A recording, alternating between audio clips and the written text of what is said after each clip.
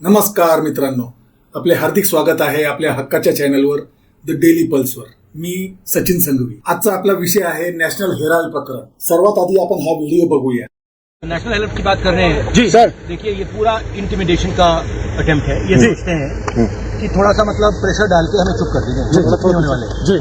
जो इस देश में नरेंद्र मोदी जी, अमित शाह जी कर रहे हैं लोकतंत्र के खिलाफ, उसके खिलाफ हम खड़े रहेंगे, चाहे कुछ भी करें। सर बीजेपी कह रही है कि रण छोड़ने भी नहीं देंगे और भागने भी नहीं देंगे।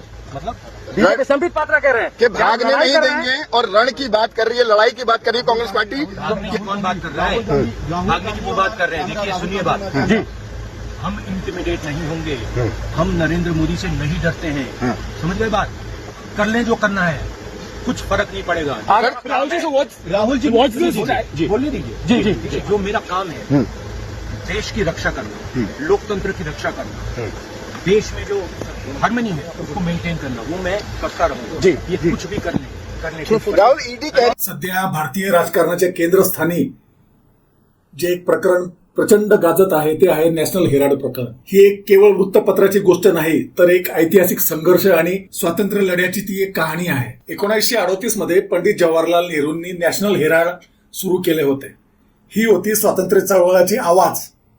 याची मालकी होती असोसिएटेड जर्नल्स लिमिटेड या कंपनीकडे। असोसिएटेड जर्नलने हिंदीत नवजीवन आणि उर्दूत कौमी आवाज सुद्धा सुरू केले होते। स्वातंत्र्यानंतर वृत्तपत्राची आर्थिक पडझड होऊ लागली, तिची आर्थिक परिस्थिती बिघडू लागली। 2008 मध्ये तोट्यामुळे नॅशनल हेराल्ड बंद करण्यात आले, तर एजेएल वर जी त्याची पॅरेंट कंपनी होती त्याच्यावर 90 कोटी रुपयाचे कर्ज झाले होते। 2010 मध्ये यंग इंडियन नावाची एक नवीन कंपनी स्थापन झाली। ही कंपनी होती सेक्शन 8 कंपनीच्या सेक्शन 8 अंतर्गत, म्हणजे ना नफा ना तोटा तत्वावर। सोनिया गांधी आणि राहुल गांधी यांचे याच्यात 76% शेअर्स होते। त्यात मोतीलाल व्होरा, ऑस्कर फर्नांडिस यांच्याकडेही उर्वरित हिस्सा होता। यानंतर यंग इंडियनने एजेएलचे व्यवस्थापनाचे फक्त नियंत्रण मिळवले, मालकी नाही। एजेएलची 5000 कोटीहून अधिक मूल्याची मालमत्ता आहे असे सांगण्यात येते। आता यावर आरोप काय आहेत, तर 2012 मध्ये भाजप नेते सुब्रमण्यम स्वामींनी खटला दाखल केला। त्यांचा आरोप होता काँग्रेसने 90 कोटीचं व्याजमुक्त कर्ज एजेएलला दिले आणि ते यंग इंडियाकडे वळून गांधी कुटुंबाला अप्रत्यक्षपणे मालकी मिळवून दिली। पण इथे एक अतिमहत्वाचा मुद्दा स्पष्ट करणे आवश्यक आहे। यंग इंडियनला एजेएल कडून प्रत्यक्ष कोणतीही मालमत्ता किंवा पैसे मिळालेले नाहीत। कोणतीही जमीन, इमारत किंवा मालमत्तेचे सुद्धा हस्तांतरण झालेले नाही आणि फक्त एक सेक्शन 8 कंपनी म्हणून यंग इंडियन कोणताही नफा किंवा डिव्हिडंड वाटूही शकत नाही। झालं काय, यंग इंडियनने काँग्रेसने दिलेले 90 कोटीचे कर्ज घेतले, त्या बदल्यात एजेएलने आपली 99% शेअर्स यंग इंडियाला दिले। त्यामुळे फक्त त्यांना व्यवस्थापनाचं नियंत्रण मिळालं, मालकी नाही।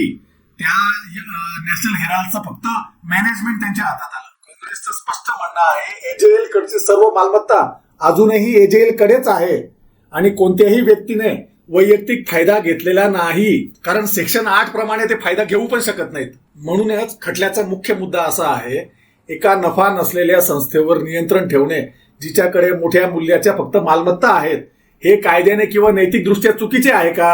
आता हे न्यायालयच ठरवेल। 2014 मध्ये मोदी सरकार आलं आणि लगेचच त्यांनी ईडी, आयकर विभाग यांचा तपास सुरू केला। सोनिया गांधी आणि राहुल गांधी यांना अनेक तास चौकशीसाठी बोलावण्यात आले। काँग्रेसचं म्हणणं असं आहे की हा राजकीय सूड आहे। सरकारचं म्हणणं असं आहे की कायदा आपलं काम करत आहे। आता याची थोडी कायदेशीर बाजू आपण समजून घेऊया। यंग इंडियन ही सेक्शन 8 कंपनी आहे, ती नफा वितरित करू शकत नाही। पण काहींना वाटतं एजेएलची मालमत्ता मिळवणं हे नियमांचं उल्लंघन आहे आणि कागदोपत्री जर बघितलं तर गांधी कुटुंबाचं म्हणणं असं आहे, त्यांनी यातून वैयक्तिक फायदा घेतलेला सुद्धा नाहीये। तर या सगळ्या मागे काय सुरू आहे, तर मोदी सरकारला स्वातंत्र्य काळाचा पूर्ण इतिहासच दडपून टाकायचा आहे। कारण RSS कडे एकही राष्ट्रीय हिरो नाही ज्याने स्वातंत्र्य संग्रामात भाग घेतला होता। उलट RSS ही इंग्रजांची हस्तक होती, गुलाम होती। नॅशनल हेराल्ड हे स्वातंत्र्य संग्रामातील एक योद्धाचं प्रतीक आहे, जे पंडित जवाहरलाल नेहरू यांनी उभारले होते। खरंच आता आपल्या देशात कायद्याचे राज्य आहे का, की इंग्रजांचे दलाल सत्तेचा गैरवापर करून विरोधकांवर दडपण आणत आहेत? सध्या बिहारचे इलेक्शन जवळ आले आहेत। तिथे गांधी नेहरू परिवारावर काहीतरी आरोप करायला मोदींना कारण हवे आहेत, त्यासाठी हे सर्व सुरू आहे।